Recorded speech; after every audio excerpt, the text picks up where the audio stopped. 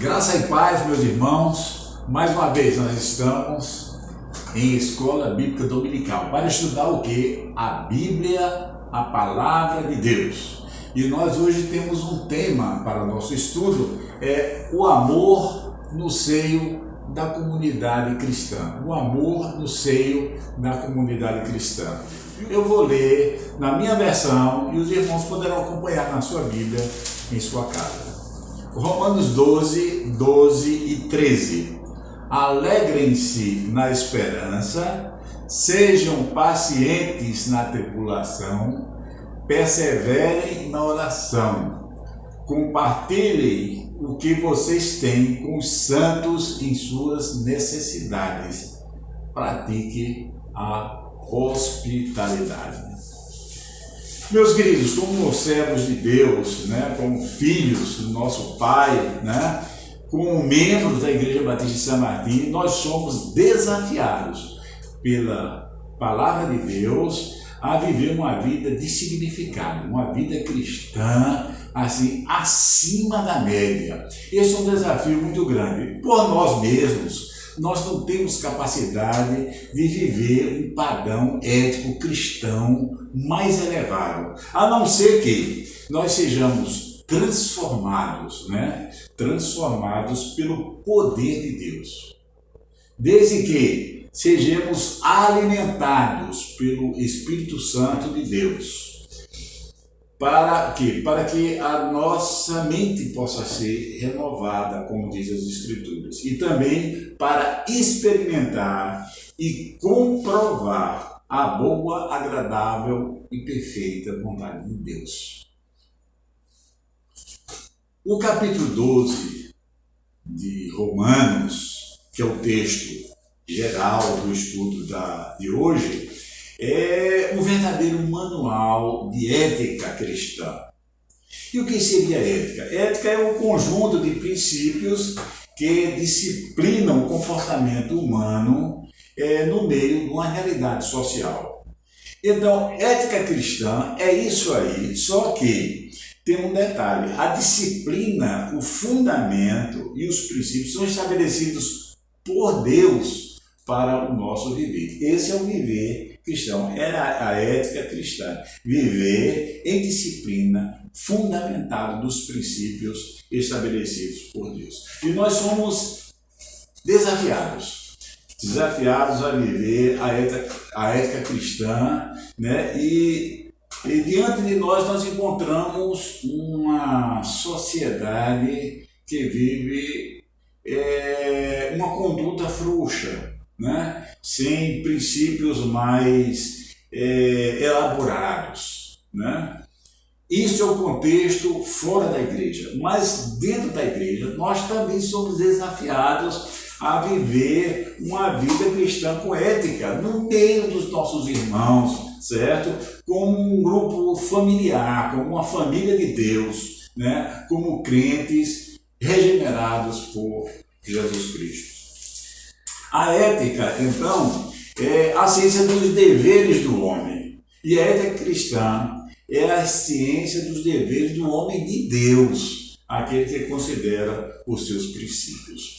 Paulo vai iniciar o capítulo 12 de Romanos com os desafios de ética cristã. Veja como que ele diz: rogo-vos que andeis de modo digno. Isso é ética cristã, certo?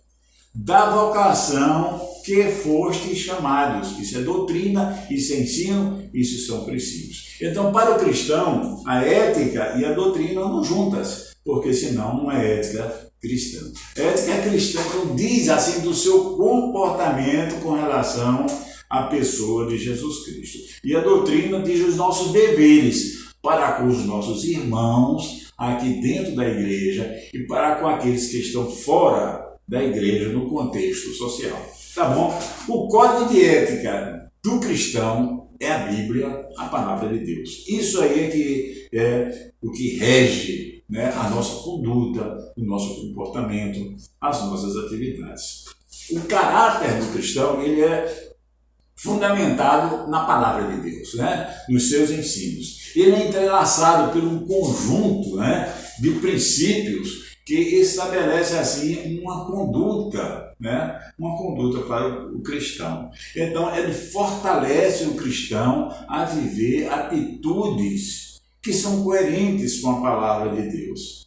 Então, como é que se dá isso? Tudo isso é lastreado no amor de Deus. O amor de Deus. Esse é o lastro geral. É na pessoa de Deus e no amor. O amor que vai permear todas as nossas atitudes, todos os nossos pensamentos, né? Todas as nossas virtudes, né? Do mundo do viver cristão, né? Mas não é esse amor que muita gente compreende, um amor assim num plano humano. Esse amor do cristão é um amor que vem de Deus, nós recebemos de Deus, né? O amor, então, é uma pedra, meus queridos, é pedra fundamental da ética cristã. O cristão é regido, a sua vida, né, os seus pensamentos, pelo amor que vem de Deus, né? E esse amor, ele se desdobra em atitudes, em comportamentos, em pensamentos, em atividades, né? Se os irmãos pararem para ler o capítulo 12 de Romanos, os irmãos vão notar que na superfície da letra nós encontramos assim um conjunto de atitudes do caráter cristão. Aí Paulo esclarece que tudo começa a partir do amor. Aí diz, o amor deve ser sem hipocrisia, ele diz. Aí depois desse amor, sempre aquele amor puro, né? Da parte de Deus que nós recebemos em nossa vida, com este amor, sem hipocrisia, então nós vamos caminhando alguns degraus da ética do comportamento cristão. Aí ele diz lá no capítulo 12 de Romanos, detestai o mal, não retribua o mal com o mal. Aí ele diz, apegai-vos ao bem, amai-vos cordialmente uns aos outros, no zelo não sejais vagarosos, sede fervorosos no espírito, procurem fazer o que é correto aos olhos dos outros, quer dizer, não escandalizar os outros, né, com as nossas atitudes. Façam todo o possível para viver em paz com todos. Nunca procure vingar-se. Veja quantos ensinamentos práticos, né, de ética do cristão que está expresso aí no capítulo 12 de Romanos. Sempre procure servir a Deus. E Deus espera, né, que nós, como seus filhos, Deus sabe que nós somos pecadores. Mas nós precisamos entender que somos pecadores remidos, transformados pelo sangue de Jesus Cristo, né? É um padrão de excelência que ele espera a partir dessa experiência com Cristo. Então, nós temos que ser excelentes em tudo, como verdadeiros cristãos, né?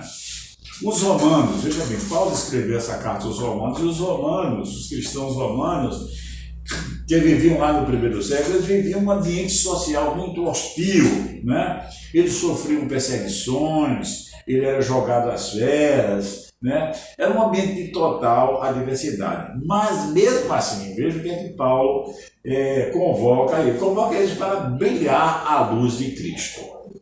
Observe lá no Romanos 12. Alegrem-se na esperança. Veja a mensagem de Paulo para quem estava vivendo perseguição e sofrimento. Alegrem-se na esperança. Sejam pacientes na tribulação, perseverem na oração. Paulo, então, aqui destaca 3 proposições, né, especiais para o viver cristão. Alegre-se na esperança, ser paciente na tribulação e perseverar na oração. Alegrai-vos na esperança. Para os romanos que viviam lá, estavam vivendo perseguição, eles precisavam colocar o olhar mais para diante das turbulências da vida, né? Eles precisavam ter esperança, né? Os agnósticos, os ateus, os materialistas, os incrédulos não têm esperança. Quem tem esperança? Quem tem esperança é o cristão. O cristão tem esperança, primeiro, na ressurreição, né? Atos 24:15 diz o seguinte: tendo esperança em Deus, como também estes a têm, que haverá ressurreição, tanto para justos como para injustos. Mas haverá ressurreição. O cristão tem esperança de ressurreição. E essa mensagem não foi só para os cristãos do tempo de Jesus. Essa mensagem estava também na compreensão do profeta Isaías, Daniel, Ezequiel e tantos outros, que falavam da esperança da ressurreição. E eles se alegravam no fato de que essa vida não se acaba com a morte do corpo, porque há uma esperança que esse corpo que nós temos há de reviver glorificado. Essa é uma verdade que é expressa nas Escrituras Sagradas em muitas passagens bíblicas. O cristão também tem esperança da volta de Jesus, né? Tito 2:13, aguardando a bendita esperança, a manifestação da glória do nosso Deus e Salvador Jesus Cristo. O crente tem esperança também na volta de Jesus. O cristão também tem esperança de vida eterna, né? Então, Tito 1:2, da esperança da vida eterna, que Deus não pode mentir, prometeu antes dos tempos eternos. Meus queridos, é muita esperança que o cristão tem. Agora ele tem que vislumbrar, né, essa esperança para além dos sofrimentos dessa vida, para além das perseguições, para além das dificuldades que nós estamos atravessando. A segunda proposição que Paulo traz aos Romanos é: sede pacientes na tribulação. Ora, não é nada desejável viver em tribulação, né? Entretanto, na tribulação nós exercitamos a nossa paciência, né? E a paciência para não perder também a esperança, né? Para não perder também o equilíbrio, para não perder a paz interior, né? Na vivência da tribulação, nós somos fortalecidos na experiência com Deus, né? Na vivência da tribulação, nós reconhecemos que somos limitados, né? E que nós precisamos, da nossa dificuldade, clamar a Deus. E assim, meus irmãos, nós nos aproximamos de Deus com as dificuldades, com as adversidades. Nós nos aproximamos de Deus. O salmista dizia: bom para mim é aproximar-me de Deus. Mesmo na tribulação, é maior ganho aproximar-se de Deus. A tribulação, às vezes, ela é didática, né? Ela nos ensina que nós precisamos de Deus e nos leva, então, a buscá-lo, a procurar a proteção divina. Agora, meus queridos, não espere tribulação para se aproximar de Deus em comunhão. Você que está em paz, você que está tranquilo, procure aproximar-se de Deus, manter um relacionamento estreito com Deus. Eu gosto muito da biografia de Enoque, lá do Velho Testamento. O que é que diz a respeito de Enoque? Muito pouca coisa, mas o essencial. Ele diz: Enoque andou com Deus e Deus para si o tomou. Que coisa linda, né? Que bom se eu e você pudéssemos andar com Deus, bem pertinho assim, que Deus tivesse o desejo já de nos tomar para Ele. Meus queridos, vamos adiante. Tem esta outra proposição de Paulo aos Romanos: perseverai na oração. Quando a gente persevera na oração, a gente traz resposta de Deus para nós, né? Porque a gente busca a Deus, Deus quer ver também a nossa intenção, né? Em buscá-lo, em procurá-lo, né? Porque Ele sabe que nós precisamos buscá-lo para que seja também cada um de nós fortalecido, né? Essa busca de Deus nos fortalece. E Jesus Cristo ensinou isso em várias parábolas, inclusive daquela viúva, né, insistente, que pedia constantemente para o juiz julgar a sua causa, né? E o juiz, de tanto ela pedir, insistir, então o juiz atendeu. Então Jesus traz essa parábola para nos dizer dessa atitude, desse comportamento de buscar aquele que pode dar a resposta. Então, oração e fé, meus queridos, eles andam assim conjugados, juntinhos, né? Coligados. Muitos cristãos negligenciam a oração e por isso são fracos na fé. Ao contrário, aqueles que levam uma vida de oração fortalecem a sua fé com a presença de Deus. Perseverança na oração também lhe traz vitória sobre o pecado. É uma situação que nós poderíamos até ver o exemplo do próprio Jesus, né?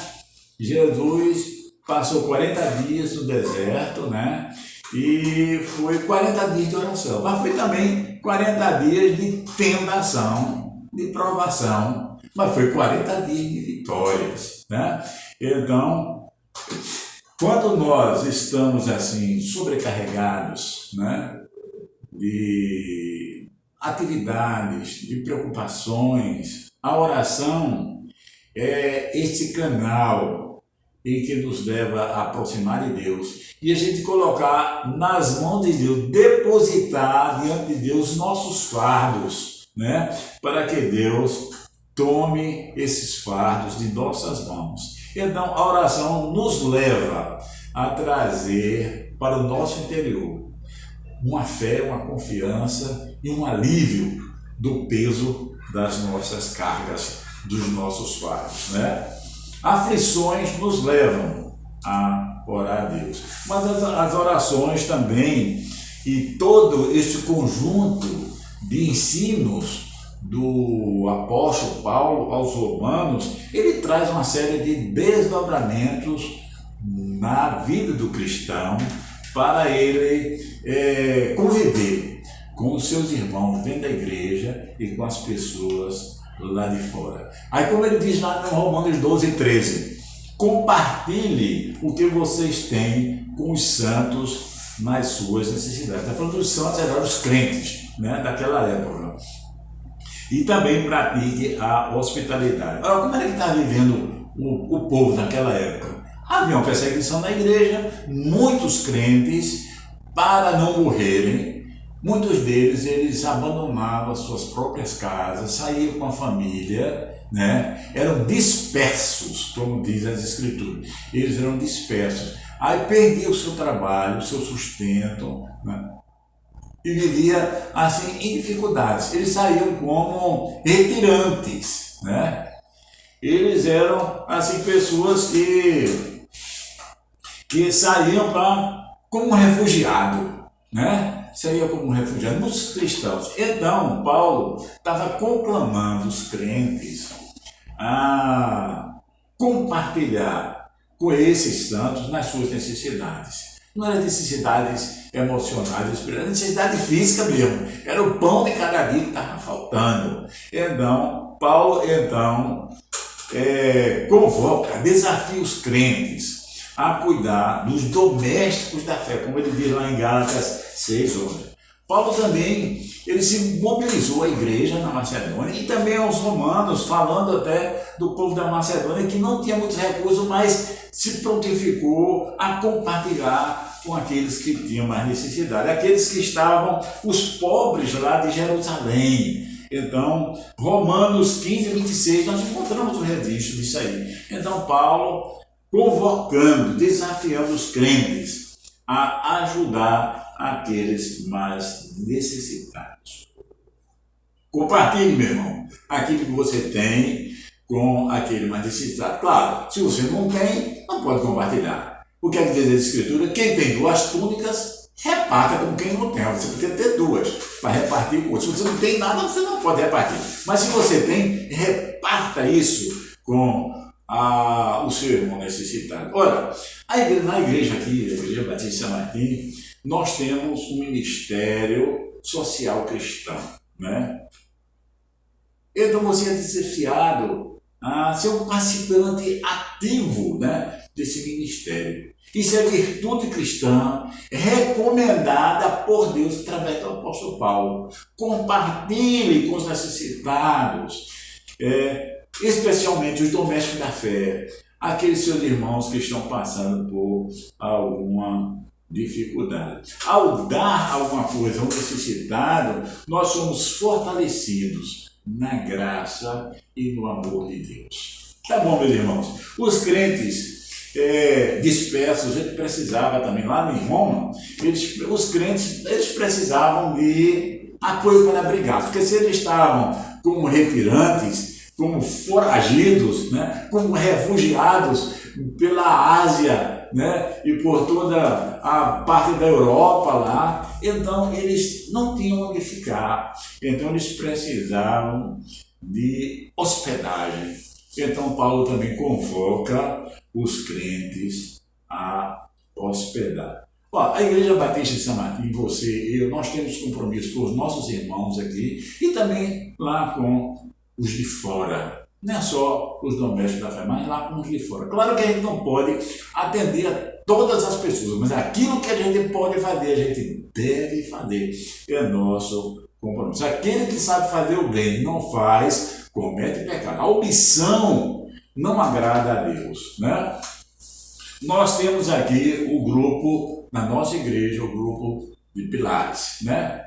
O pessoal que nesse ministério, né, tão trabalhoso, não é fácil não. Você sair à rua para dispensar acolhimento àqueles que são rejeitados pela sociedade, pessoas que estão sem abrigo, sem casa, sem estudo, sem saúde, sem emprego, falta tudo. Então, o pouco que nós podemos fazer, nós devemos fazer, né? Como cristãos. Nós devemos apoiar esses irmãos que estão na linha de frente. Nós devemos orar, devemos contribuir e participar também. E isso alegra o coração de Deus, porque isso é orientação de Deus para o nosso viver. Nós, meus queridos, somos uma família. Igreja Batista São Martim é uma família de Deus. Nós precisamos estar atentos para com as necessidades dos nossos irmãos. Se você se sentir tocado para ajudar aqueles que estão necessitados, você não sabe quem é, então você faz o seguinte: você procura a ministra Lúcia Oliveira, que é a ministra do Ministério Social Cristão. Aí ela vai lhe informar como é que você pode ajudar. Não precisa nem você se apresentar à pessoa que está precisando. Lúcia vai intermediar, vai pegar a sua ajuda e vai levar para aquele irmão necessitado. Porque isso é que nos faz família de Deus, né? Isso é que nos faz ser fortalecido na fé, porque nós estamos seguindo uma orientação do próprio Deus, como fala então o apóstolo Paulo. Jesus disse uma frase muito importante que eu gostaria de fechar a lição com este versículo de João 13:35. Jesus disse: nisto conhecerão todos que sois meus discípulos, se tiverdes amor um pelos outros. Nós precisamos, como crentes, estar sensível à necessidade do outro e ajudar. A gente precisa um padrão ético acima da média, não ficar na naturalidade, no conforto, né? Sem atenção com as outras pessoas. Vamos, como família cristã, nos preocupar uns com os outros, a ajudar uns aos outros. E nos ministérios da nossa igreja, nós podemos abraçar, né, essa missão e alcançar as pessoas, tanto dentro da nossa igreja, como lá fora, que estão precisando do nosso testemunho, do nosso amor. Que Deus te abençoe, meu irmão, e que lhe dê muitas oportunidades de servir ao Senhor. Amém.